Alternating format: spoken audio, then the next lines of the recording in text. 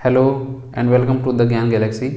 दोस्तों, हम लोग पढ़ रहे हैं पर्यावरण अध्ययन यूपी टेट के लिए और आज हम लोग पढ़ेंगे कक्षा 4 की पर्यावरण की किताब के जो कुछ मुख्य इम्पॉर्टेंट अध्याय हैं उन अध्यायों को या उन पाठों को आज हम लोग कवर करेंगे। तो आज का जो पहला जो पाठ है वो है हम लोगों का व्यवसाय और व्यवसाय से जुड़े हुए कुछ लोग जो पेशे हैं उसके बारे में हम लोगों की किताब में दिया हुआ है कि कौन व्यक्ति कौन सा पेशा करता है और उसको क्या नाम दिया जाता है, उसके पास कौन कौन से औजार होते हैं। इन सारे चीज़ों को हम लोग आज समझेंगे। तो सबसे पहले पढ़ते हैं हम लोग लकड़ी के कारीगर। लकड़ी के जो कारीगर होते हैं उसे हम लोग बढ़ई कहते हैं। बढ़ई हम लोगों ने गांव में देखा ही होगा, अपने आसपास कोई न कोई बढ़ई मिल जाता है जो कि लकड़ी का कार्य करता है। वो या तो चौकी बनाता है, मेज बनाता है, कुर्सी बनाता है, ये सारे जो काम करते हैं उन सबको हम लोग बढ़ई कहते हैं या बढ़ईगिरी कहते हैं। तो बढ़ई के पास कौन कौन से हथियार होते हैं, कौन कौन से औजार होते हैं, इसको भी हम लोग जान लेते हैं। तो बढ़ई के पास हथौड़ा होता है, यह हथौड़ी, छेनी, बर्मा, रंदा, रेती, आरी, रिंच आदि। यानी कि इस जो बढ़ई होते हैं उन सबके पास ये सारे औजार जो है अनिवार्य रूप से मौजूद होते हैं और इन्हीं हथियारों के, इन्हीं औजारों के उपयोग से वो विभिन्न प्रकार की वस्तुओं को तैयार करता है। चाहे वो मेज बनाता हो, चाहे कुर्सी बनाता हो, चाहे जो कुछ भी वो बनाता हो, इन्हीं औजारों की मदद से बनाता है। तो इन औजारों को लेकर के क्वेश्चन आ सकता है परीक्षाओं में, क्योंकि कुछ औजारों के नाम दे देगा और उससे जुड़े हुए व्यक्तियों के नाम दे देगा और हो सकता है कि इसको वो मिलान करने के लिए बोल दे। ऐसे क्वेश्चन परीक्षाओं में आ सकते हैं। दूसरा है मिट्टी के कलाकार, जिसे हम लोग कुम्हार कहते हैं। कुम्हार क्या का काम होता है कि वो मिट्टी के बर्तनों को बनाता है, मिट्टी को अच्छे तरीके से गूंथ करके उससे तरह तरह के अनेक प्रकार के वस्तुओं को या बर्तनों को बनाता है। जैसे दिया और सुराही बनाता है, इसके बाद जो मटका होता है मटका भी बनाता है, गिलास वगैरह, यानी कि मिट्टी के बहुत सारे बर्तनों को कुम्हार बनाता है। उसके पास भी कुछ औजार होते हैं। उसके पास जो औजार होते हैं उनमें जो मुख्य औजार होता है वो होता है चाक। चाक एक गोल सा घूमने वाला एक औजार होता है, उपकरण होता है, जिसपे वो मिट्टी रखता है और उसको घुमा करके वो विभिन्न प्रकार के वस्तुओं को बनाता है। तो चाक होता है। चाक में एक डंडी लगाई जाती है। चाक में एक डंडी या एक डंडा लगा करके उसको घुमाने का काम किया जाता है। तो जो डंडा लगाया जाता है उसको हम लोग चकरेटी बोलते हैं। उस डंडे को चकरेटी कहा जाता है, ये इम्पोर्टेंट है। और इस चकरेटी को चाक में जहाँ पे फंसाया जाता है उसको हम लोग गुलबी बोलते हैं। यानी कि उसका जो स्थान चाक में बना हुआ एक स्थान, छोटा सा गड्ढा होता है जिसमें वो चकरेटी को लगाता है, उसमें फंसाता है और इसके बाद उस चाक को घुमाता है। तो उस गड्ढे को गुलबी बोलते हैं और उस डंडे को चकरेटी बोलते हैं। वो पानी रखने के लिए भी कुछ वस्तुएं अपने पास रखता है, उस वस्तु को हम लोग कुंडी बोलते हैं, जिसमें वो पानी रखा रहता है। उसके पास जो औजार होते हैं वो थापा होता है और पिंडी, यानी कि ये दो मुख्य औजार होते हैं। इसके अलावा यानी कि चाक के अलावा ये उसके पास थापा भी होता है और पिंडी होता है। तो इन सारे औजारों के मदद से वो तरह तरह के वस्तुओं को बनाता है। इसके बाद कपड़े की सिलाई। कपड़े की सिलाई करने वाले व्यक्ति को हम लोग दर्जी कहते हैं। जो दर्जी होता है वो कपड़े की सिलाई करता है और तरह तरह के वस्त्रों को बनाता है। तो दर्जी के पास भी कुछ औजार होते हैं, जैसे कैंची, सिलाई मशीन, इंचटेप, सुई और बटन। उसके पास ये सारे औजार मौजूद होते हैं। किसान जिसे हम लोग कृषक भी बोलते हैं, खेतिहर भी बोलते हैं। ये जो किसान होते हैं, किसानों के पास भी कुछ औजार होते हैं, जैसे हल होता है, हल के अलावा हंसिया होता है, खुरपी होता है, फावड़ा, कुदाल, ये सारे औजार उसके पास मौजूद होते हैं, जिसकी सहायता से वो अपने खेत को कोड़ता है और उसमें तरह तरह के पौधों को लगाता है, बीज को बोता है और फसल उगाता है। तो इन सारे औजारों के मदद से किसान अपना कार्य बहुत बखूबी तरीके से, अच्छे तरीके से करता है। इसके बाद लोहार जो होता है वो लोहे का कार्य करता है। लोहार का काम होता है लोहे की वस्तुओं को बनाना, जैसे घर का कोई फाटक बना हो, ग्रिल बनाना हो, ये सब कार्य जो होते हैं लोहार के होते हैं, यानी कि लोहे के कार्य करने वाले को हम लोग लोहार बोलते हैं।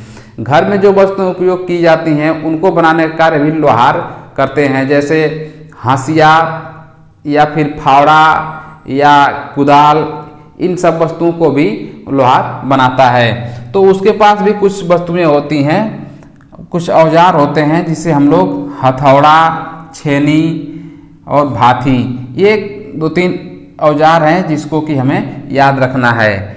अब हम लोग समझते हैं राजगीर यानी कि जिसे हम लोग राजमिस्त्री भी बोलते हैं। राजमिस्त्री का काम होता है कि वो घर बनाने का कार्य करता है, यानी कि जैसे हम लोग अपना मकान बनवाते हैं, जिससे वो जो मकान बनाने वाला जो मिस्त्री होता है उसे हम लोग राजगीर या राजमिस्त्री कहते हैं। तो इसके पास भी कुछ औजार होते हैं, जैसे हथौड़ी है, छेनी है, रंदा है, करनी है, करनी मतलब करनी जिसको बोलते हैं, सूत होता है, साउल गुनिया होता है, साउल गुनिया के बाद पाटा होता है, लेबिल होता है। इन सारे वस्तुओं के सहायता से वो मकान तैयार करता है। इसके बाद डॉक्टर, तो जो डॉक्टर होते हैं, डॉक्टरों के पास भी बहुत सारे औजार होते हैं। उन सारे औजारों में जो मुख्य औजार हैं उसमें है एक स्टेथोस्कोप। स्टेथोस्कोप जो कि वो अपने गले में ऐसे टांगे रहता है, स्टेथोस्कोप कहते हैं। स्टेथोस्कोप की सहायता से वो दिल की धड़कन वगैरह सुनने का कार्य करता है। तो दिल की धड़कन सुनने के लिए विशेष रूप से यही एक औजार होता है डॉक्टर के पास। इसके पास होता है स्फेग्नोमैनोमीटर। स्फेग्नोमैनोमीटर के माध्यम से रक्तचाप नापा जाता है, यानी कि ब्लड का प्रेशर मापा जाता है। तीसरा जो उसके पास मुख्य औजार होता है वो होता है थर्मामीटर। थर्मामीटर से ताप मापता है, ताप यानी कि चेक करता है किसी व्यक्ति को बुखार है या नहीं है, तो इसी थर्मामीटर के सहायता से वो तापमान नाप करके बुखार को चेक करता है। इसके बाद अगला जो व्यवसाय है वो है मोची जो कि जूता सिलने का कार्य करता है। इसके पास जो औजार होते हैं उसमें कारबूट है, जूता है, सरौता, सीला पंच, सुई धागा, कुटावरी ब्रश, डेरी, झबिया, ये जो औजार है ये मोची के पास रहते हैं। तो इन सारे औजारों के सहायता से मोची जो होता है जूते को या चप्पल को सिलने का कार्य करता है।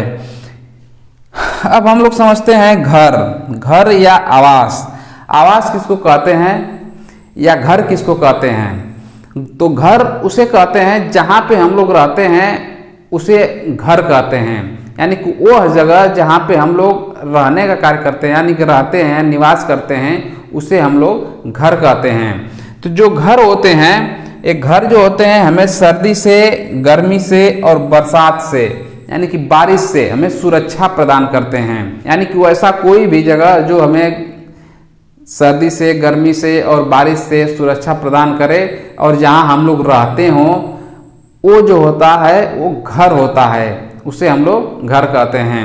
ये घर की परिभाषा है।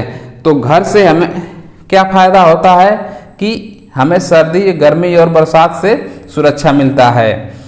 कैसे बदले घर, यानी कि जो घर होते हैं पहले के ज़माने में कुछ अलग तरीके के घर बनते थे, इस ज़माने में कुछ अलग तरीके के घर हैं। तो जो घर होता है ये घर जो है बदलता रहता है, क्योंकि जो पुराने लोग जो थे, जो हम लोगों के पूर्वज थे, वो लोग सबसे पहले वो लोग पेड़ों पे रहते थे, यानी कि जैसे बंदर पेड़ों पे रहते हैं, तो हम लोगों के पूर्वज भी पहले बंदर के तरह पेड़ों पे रहते थे।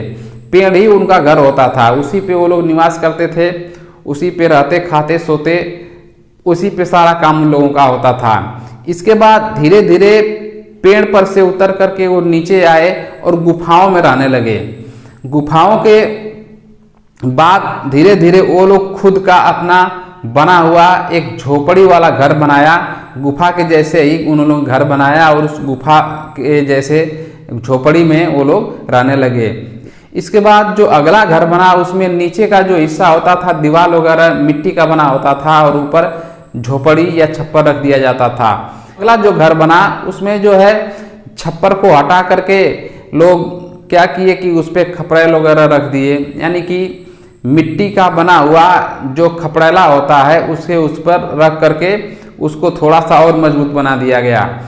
इसके बाद जो अगले क्रम में जो घर बने वो ईंटे के बनने लगे, यानी कि पक्के ईंटों से तैयार होने लगे और ईंट, सीमेंट, बालू, सरिया, इन सारे चीज़ों की मदद से पक्के घर बनने लगे और उस पे ऊपर से पक्का छत होने लगा। और आज के ज़माने में ऐसे ही घर बनते हैं पक्के ईंटों के और छत भी पक्की होती है। ईंट, सरिया, गिट्टी, बालू का उपयोग कर करके घर बनाए जाते हैं और बड़ी बड़ी बिल्डिंगें जो होती हैं शहरों में इन्हीं सारे पदार्थों के उपयोग से बनाई जाती हैं। तो जो घर होते हैं वो समय के अनुसार बदलते रहते हैं और इस समय जो घर बनते हैं वो ईंट, गिट्टी, बालू और सरिया से बने हुए होते हैं। अब समझते हैं हम लोग अपशिष्ट पदार्थ। अपशिष्ट पदार्थ क्या होता है?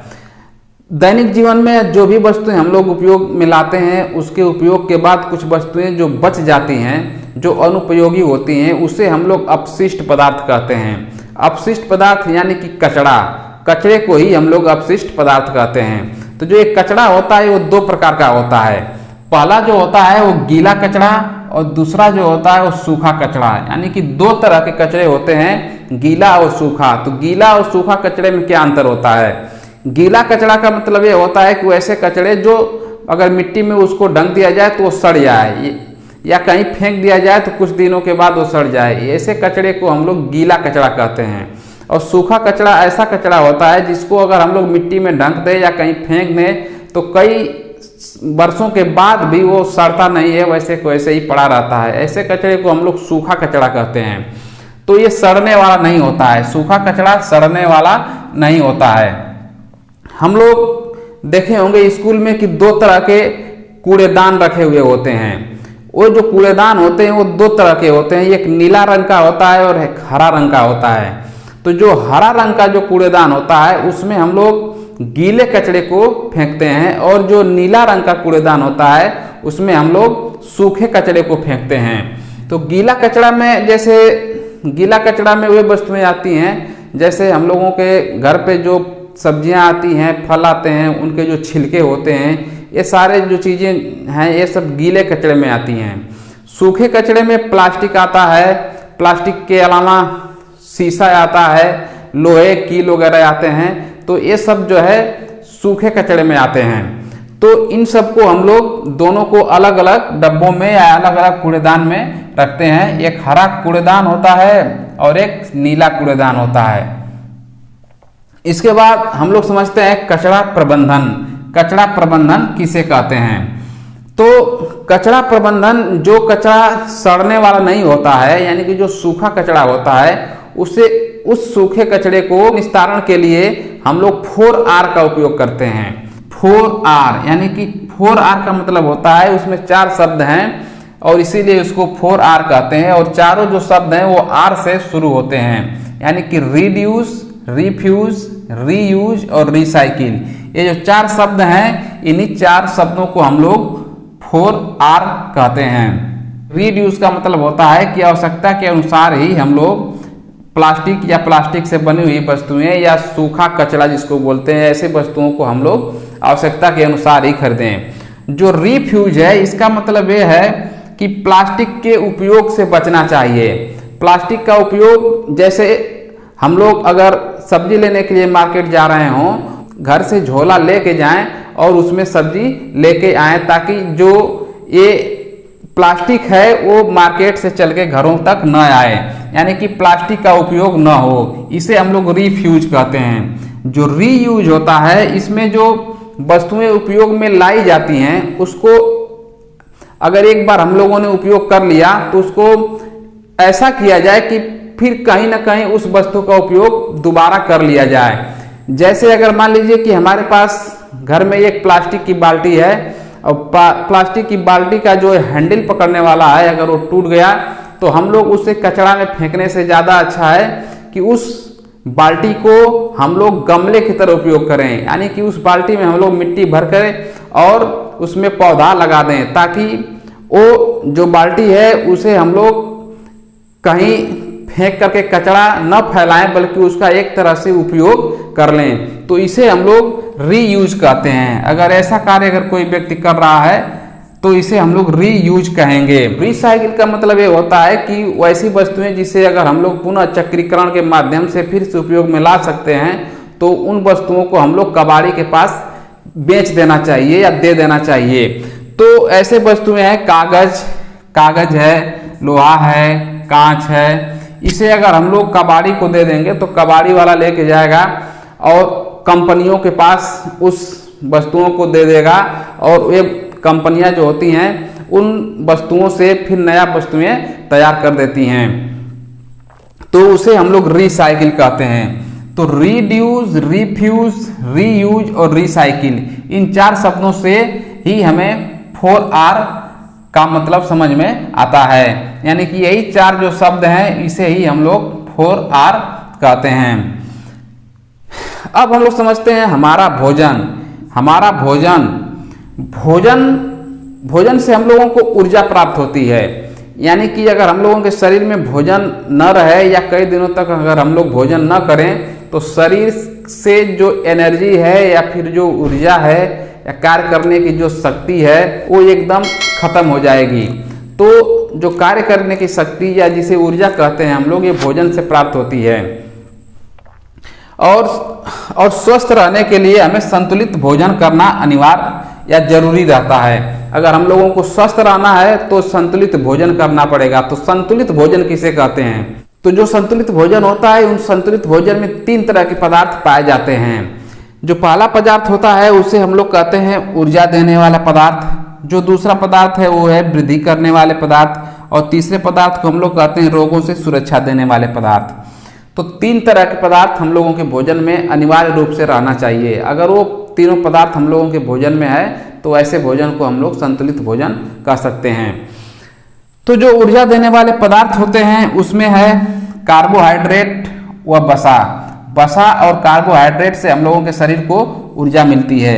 वृद्धि करने वाले पदार्थों में जो मुख्य है उसे हम लोग प्रोटीन कहते हैं। ये प्रोटीन जो होता है ये वृद्धि करने के लिए बहुत ही जरूरी होता है और रोगों से लड़ने के लिए या रोगों से सुरक्षा के लिए जो रोग प्रतिरोधक हम लोगों के शरीर में रोग प्रतिरोधक की क्षमता जो बढ़ाता है वैसे पदार्थों को हम लोग विटामिन व खनिज कहते हैं। कार्बोहाइड्रेट जो है हम लोगों के जैसे आलू है, चावल है, रोटी है, इसमें हमें कार्बोहाइड्रेट मिल जाएगा। वसा जो होते हैं तेलीय पदार्थ जो होते हैं तैलीय पदार्थ उससे हम लोग वसा प्राप्त होता है। जैसे घी है, तेल है, इन सारे पदार्थों से या फिर मांस वगैरह होता है तो उससे हम लोगों को वसा मिलता है। जो प्रोटीन होता है वो दाल में होता है, अंडे में होता है और सोयाबीन में होता है। और भी बहुत सारे ऐसे भोजन हैं जिसमें कि प्रोटीन पाया जाता है। विटामिन और खनिज जो होता है ये हम लोगों को फलों और सब्जियों में मिलता है। इसलिए फलों और सब्जियों का सेवन जो है अधिक से अधिक मात्रा में हमें करना चाहिए ताकि हमें विटामिन और खनिज मिलता रहे और हम लोगों के शरीर की जो रोग प्रतिरोधक क्षमता है वो बढ़ती रहे और किसी तरह का रोग जो है हम लोगों के शरीर में न होने पाए। अब है भोजन के स्रोत।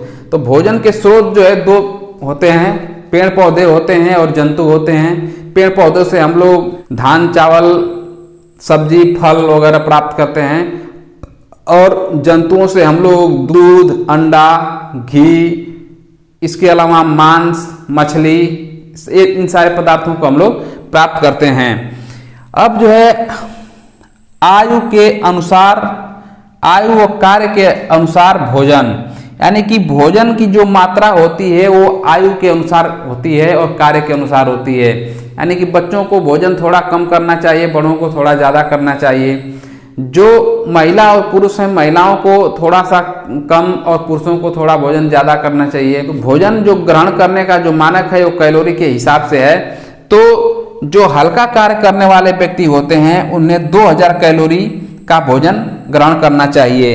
इसके बाद 8 घंटा कार्य करने वाले जो पुरुष हैं उन लोगों को 3000 कैलोरी का भोजन ग्रहण करना चाहिए, और जो भारी कार्य करने वाले हैं उन्हें 3600 कैलोरी भोजन ग्रहण करना चाहिए।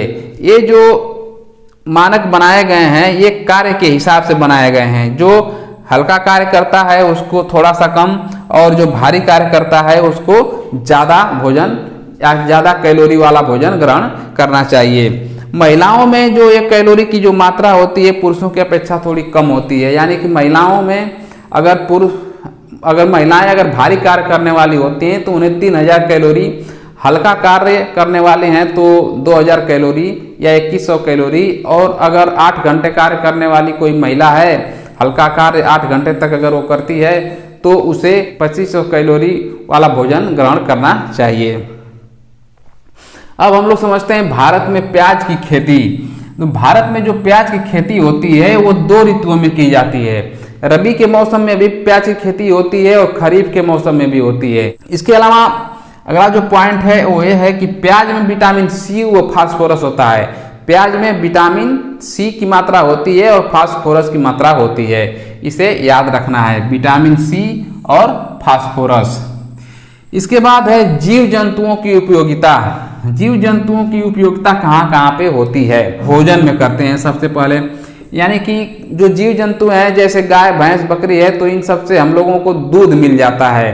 दूध के अलावा मांस वगैरह भी मिलता है, जैसे मुर्गा का मांस, बकरा का मांस और मछली वगैरह। तो ये जीव जंतुओं से भोजन प्राप्त होता है।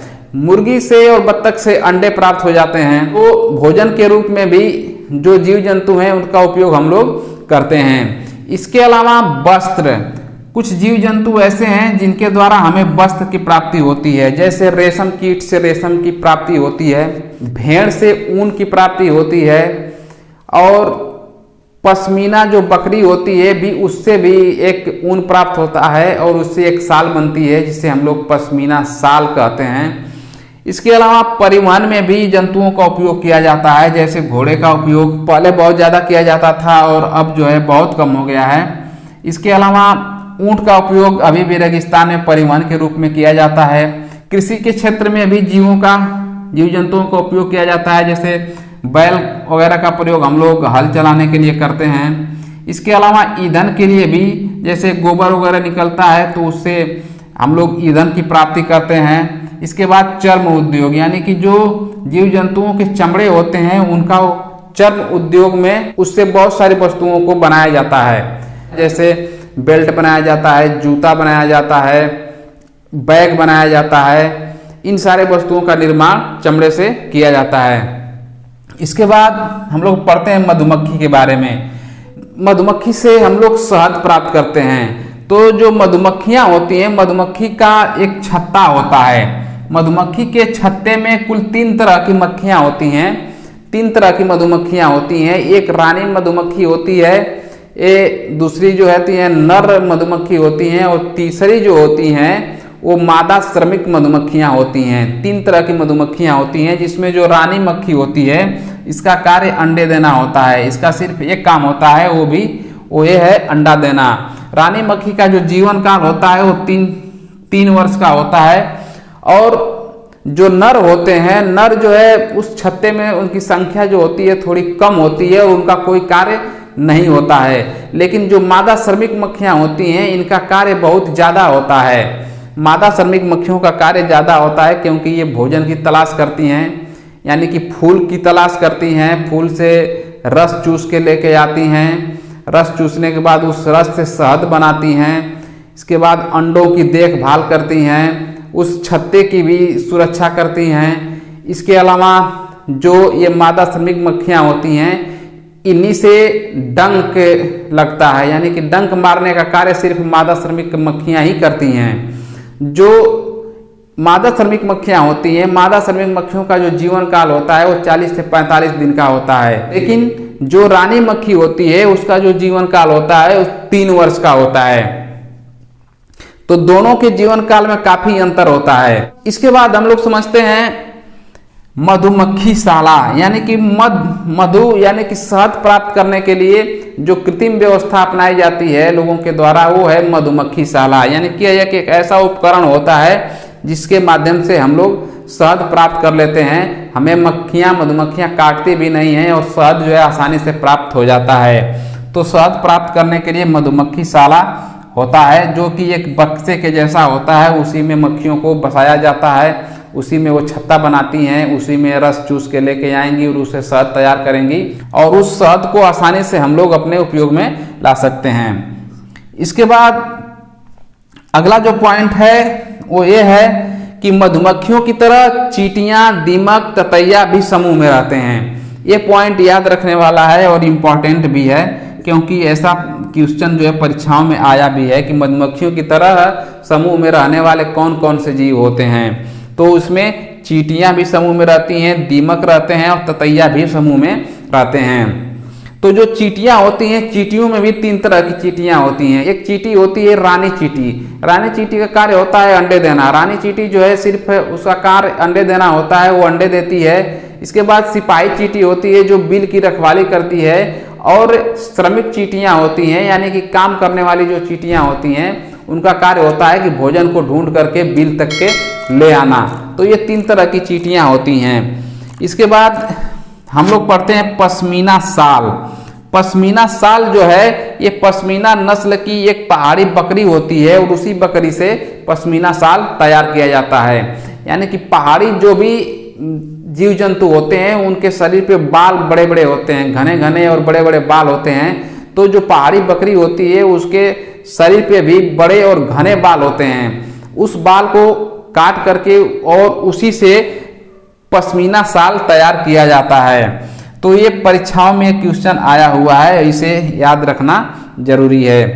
अब है मनुष्य द्वारा पाला गया पहला पशु कुत्ता है। ये एक इम्पॉर्टेंट फैक्ट है। इसके बाद मधुमक्खी पालन को हम लोग एपीकल्चर कहते हैं, रेशम कीट पालन को सेरीकल्चर और मछली पालन को पीसीकल्चर कहते हैं। तो ये 3 पॉइंट है जो कि परीक्षाओं में मिलान करने के लिए आ सकता है। और लास्ट में हम लोग समझते हैं कि किसानों का मित्र किसे कहते हैं। तो किसानों का मित्र जो है केंचुआ को कहा जाता है, क्योंकि केंचुआ जो है खेत में बिल बना करके खेत को काफी उपजाऊ बना देता है और उसमें अंदर तक हवा पहुंचती है। तो इस तरह केंचुआ जो है किसानों की सहायता करता है और इसलिए केंचुए को किसानों का मित्र कहा जाता है।